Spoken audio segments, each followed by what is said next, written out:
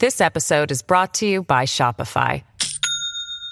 Do you have a point of sale system you can trust, or is it a real POS?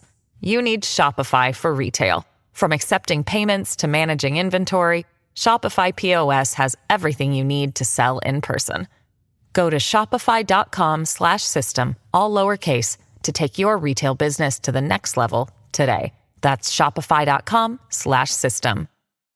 Hi guys, as we prepare for season 2 of Raising Me, we're revisiting some of the topics that really hit close to home. This is one of those topics for so many of us, being part of the sandwich generation, caring for our young kids while also caring for or worried about caring for our aging parents. There is help, and our expert walks us through finding that support, plus the highs and lows of being part of the sandwich generation. Here's the full episode.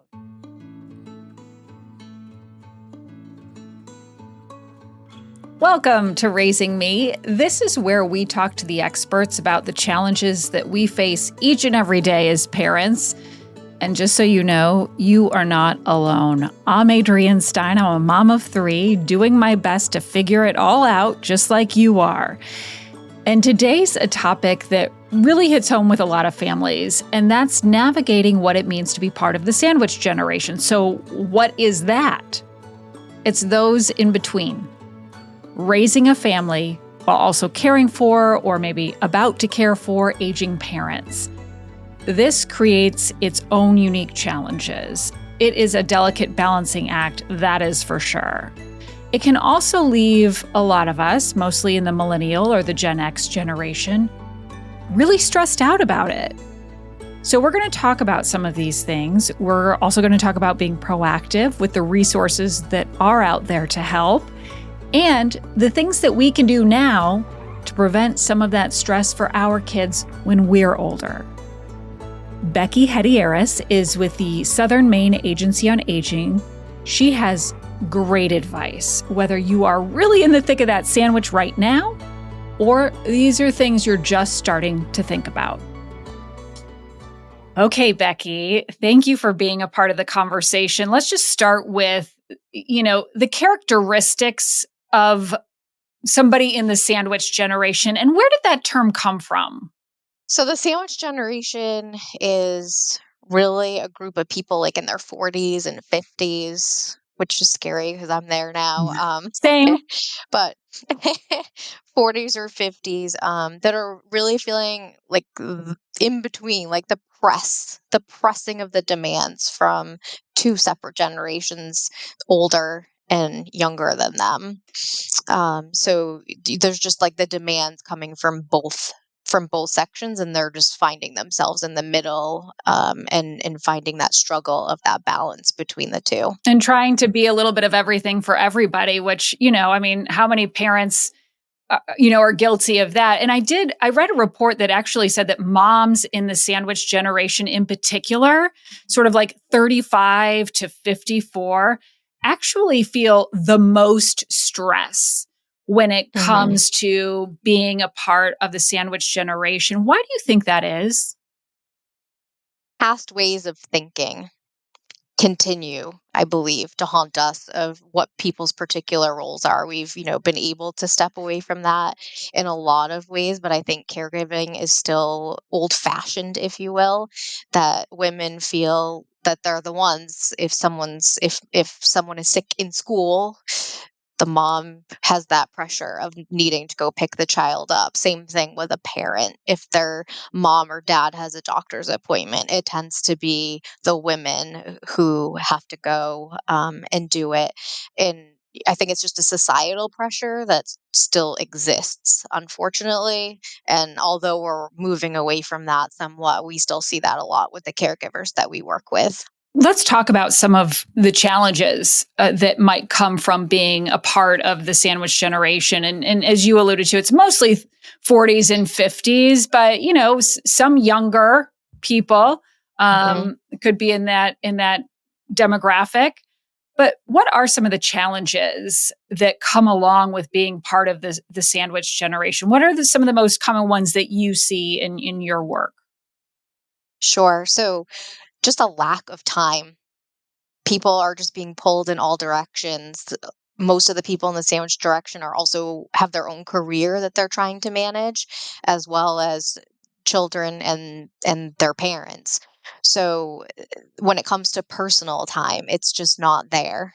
And we hear a lot of caregivers say that that leads to them feeling disconnected socially, which is really poor for all of our health to not have those outside social connections, feeling like you can meet a friend or do something for your own self care. Those are the first things that go out the window for people in the sandwich generation that are caregiving. So that's one struggle that we hear of a lot. And then, of course, loss of time at work and the financial strain that that leads to. Maine has been great. The last year we started with a respite for me grant, it's called, and it is a grant that helps caregivers get funding for respite specifically.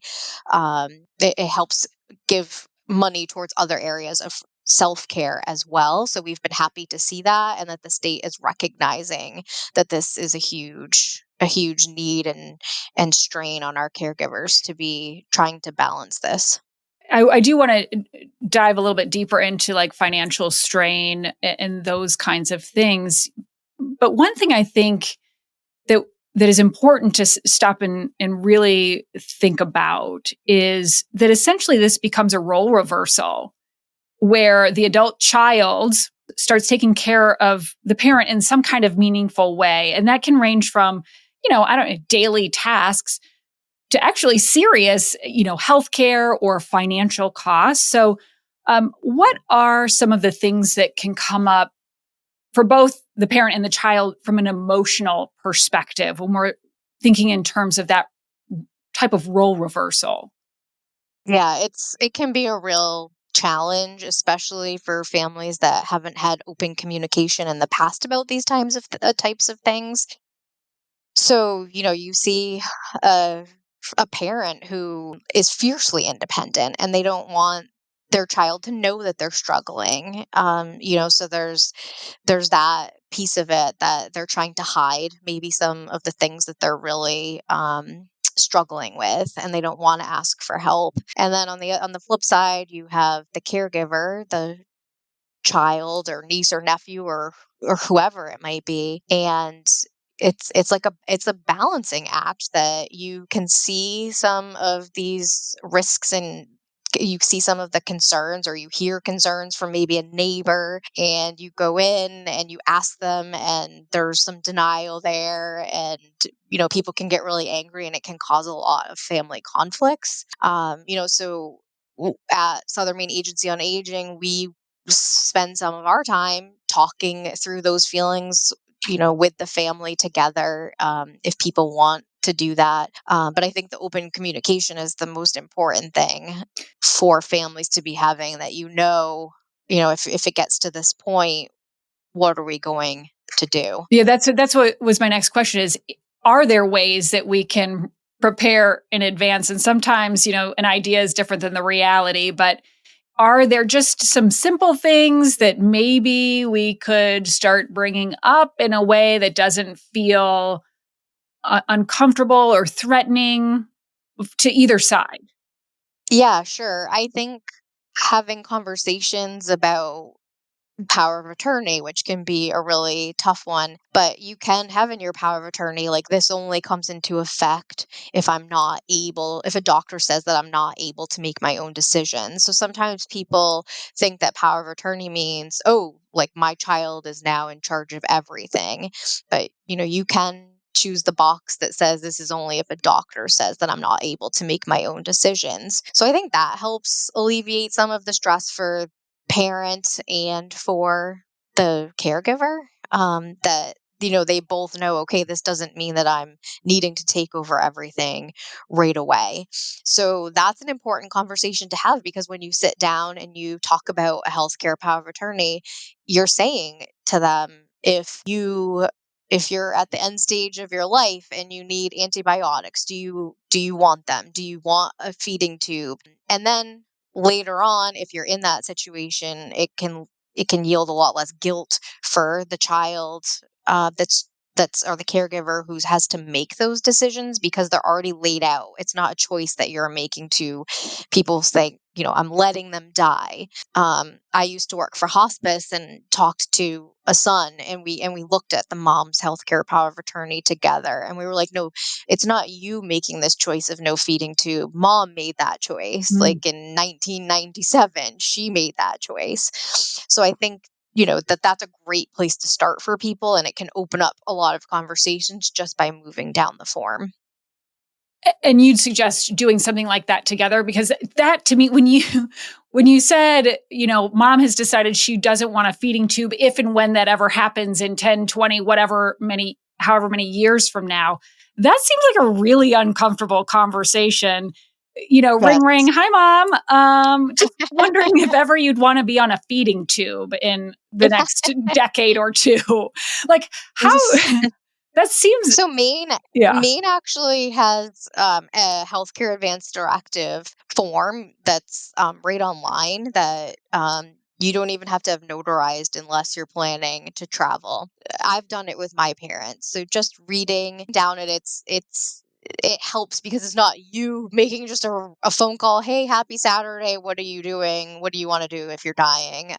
So having the form, and I think if people talk to their doctor, the doctors highly recommend. I mean, they ask me when I go to my healthcare appointments, do you have an advance directive? It's something that's becoming that people are asking more. So if you start there with, hey, my doctor asked me when I went to my physical if I have an advance directive. Do you have an advance directive? Like, if you can start really simple, and if they don't, you could even say, do you want to work on ours together? So you can keep it because everyone really should have one. So you can keep it pretty, as light as you can. For it is a tough conversation. If people don't want to do it with their children, they can also do it with their doctor. That's a good point. That's one thing. And then there's like simple things, that you can do as well. Of just saying, I've noticed, you're having more trouble keeping up with the house. Like, is there some, can we help you with that? Or is there something? And some people, it depends really on personality and the individual. Some people are going to be open to that, and they're going to be like, that would be great. I had a family once that the daughter said to me, she makes her bed every day. It's always been important to her. She's struggling more. And she was really nervous to talk to her mom about a housekeeper. And then she talked to her about it. And her mom said, oh, thank God, I've been making my bed for 92 years. Now someone else can do it.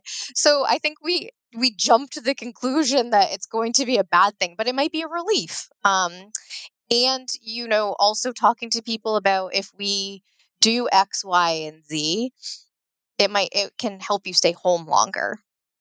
We're worried about you shoveling the driveway because if you fall, that's not going to be a good thing. But if we have someone shovel the driveway, you can put your attention to something that you enjoy doing, and you won't have a fall that could eventually make you have to leave home.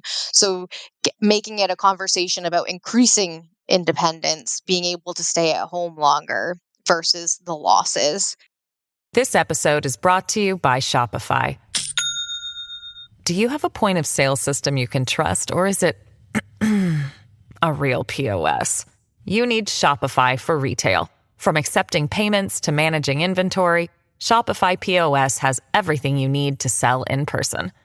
Go to shopify.com/system, all lowercase, to take your retail business to the next level today. That's shopify.com/system. Yeah, it's all how you frame it, right? I do want to talk about financial strain when it comes to this. Mm-hmm. And I think is important to kind of dive into because this is another one that can really vary, right? Like maybe you're just helping to supplement a little bit, or maybe you're starting to pay for major living expenses while also, you have a kid in school that you're paying tuition or daycare or whatever it might be. So what are some strategies for managing potential financial strain that can come from being a sandwich generationer? That is a really difficult one. And we know that from a recent AARP study that there's 166,000 unpaid caregivers in the state of Maine. They're providing $155 million worth in unpaid hours.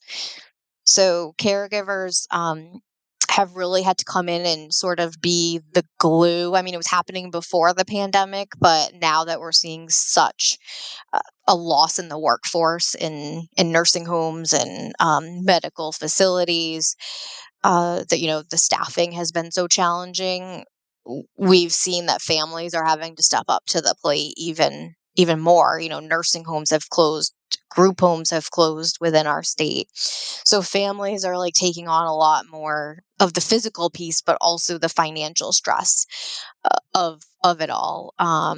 So you know, also losing time at work, unpaid hours lost. Like if you get a call that someone's had a fall or they have doctor's appointments, or dialysis can be a huge challenge for families because it's a 3 time a week drop off pickup. There's a lot of people that are just losing money financially because of getting pulled to those types of phone calls. But as you said, also trying to help supplement mom or dad, whether it be dropping off extra food, cooking food for them so they eat, and we all know the cost of food has gone up. So it can range people putting on additions to their home so mom and dad can live there. I've had plenty of caregivers that have done that as well. Or moving in with their parents. So people have had to get a lot more creative, I would say, in the past few years. As I mentioned before, our state is aware of the statistics, and they did create the Respite for Me grant. And that's specific to Maine, which is a great resource. In almost every state, there are resources for people. So where would, somebody who might be listening in Chicago or California, how would they find the resources available to them? Yeah, so I mean, you can go right through your own state. Also, Maine and other states, just calling your local agency on aging. There's family caregiver departments in the agencies on aging, and they can help guide people through this process. I want to talk about caregiver burnout because, stress certainly can lead to burnout. And a lot of the things we're talking about right now are very stressful things. How Mhm. do we identify that we're hitting burnout level and really need to take a step back? We get a lot of phone calls from people that they call for a task. I think people feel comfortable calling for a task. Like, I need help with this paperwork. And then once we start talking, like emotions hit. Like, this is what I've been dealing with, and they have a live person on the phone that's listening, and it all comes out. And usually what I notice is that it's a heavy load that they're carrying, and people seem to just suppress it. They're just like, I have to keep going. Like, there's no time to feel bad for myself. There's just not time. I have to move. And we hear that from caregivers a lot.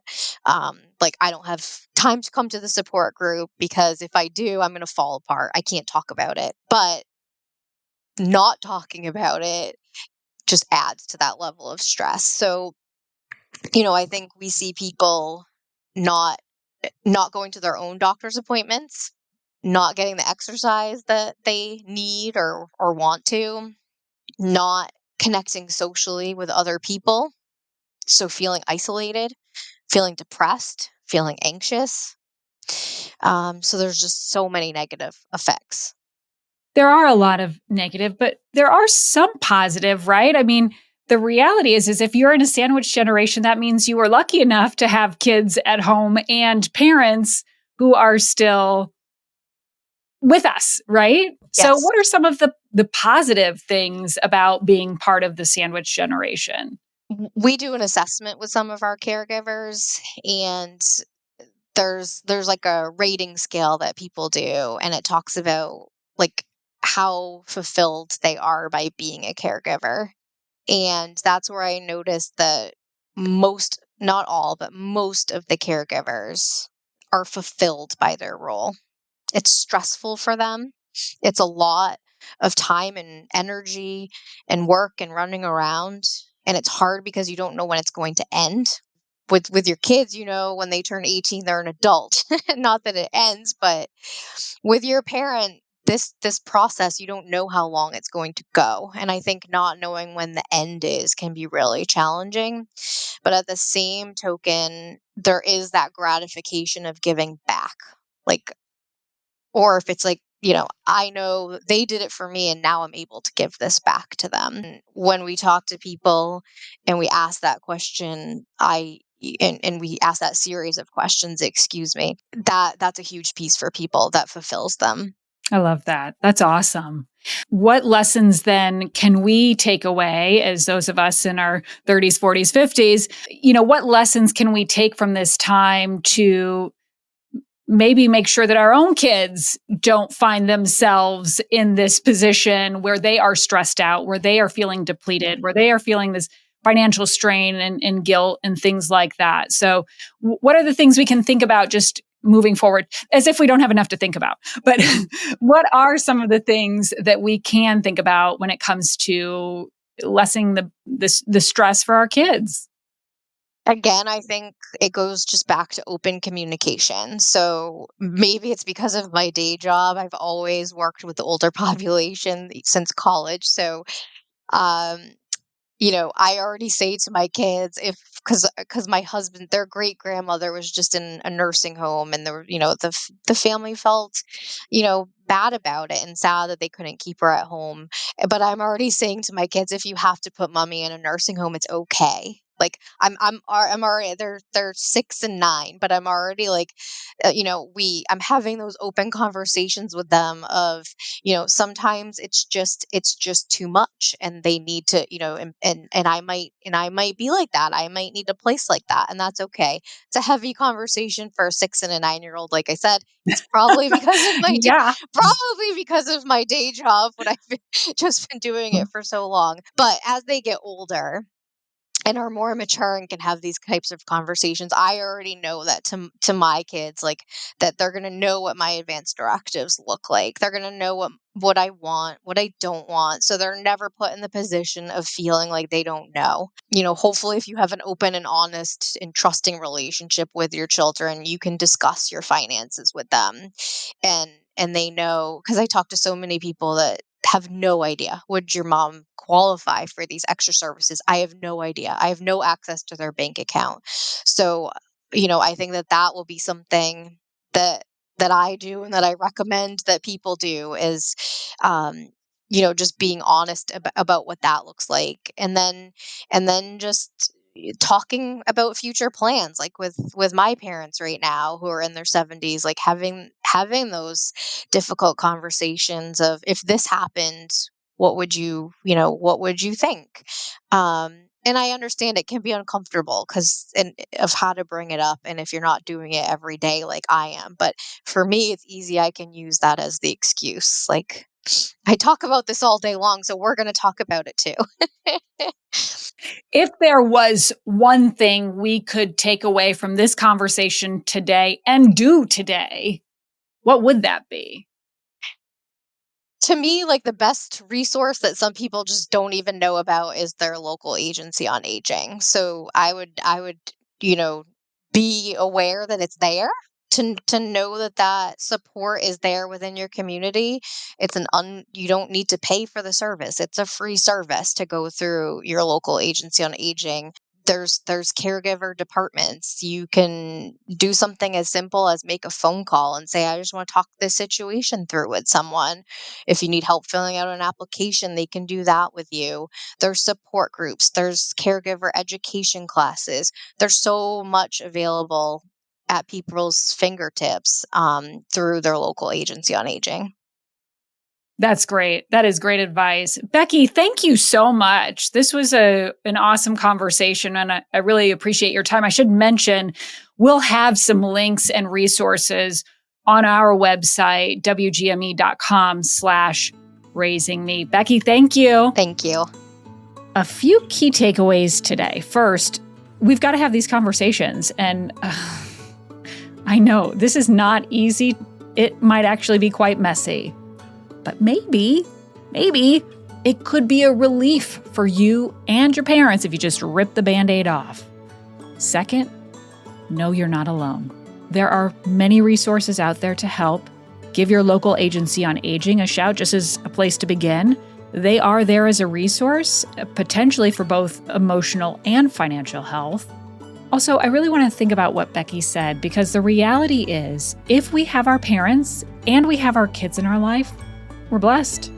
Yeah, family dynamics can be really tough, very difficult, in fact. But there will likely be times that you wish you could get this time back. Finally, don't forget to take care of you. Take a break, see a friend, do something that you enjoy. Fill your cup back up so you don't burn out. Thank you so much for being a part of Raising Me. I'm Adrienne Stein. This episode is edited by Megan Littlefield. Please take a moment to follow Raising Me wherever you get your podcasts. Of course, a positive rating and review really helps to spread this message so others who may need to hear it can get it.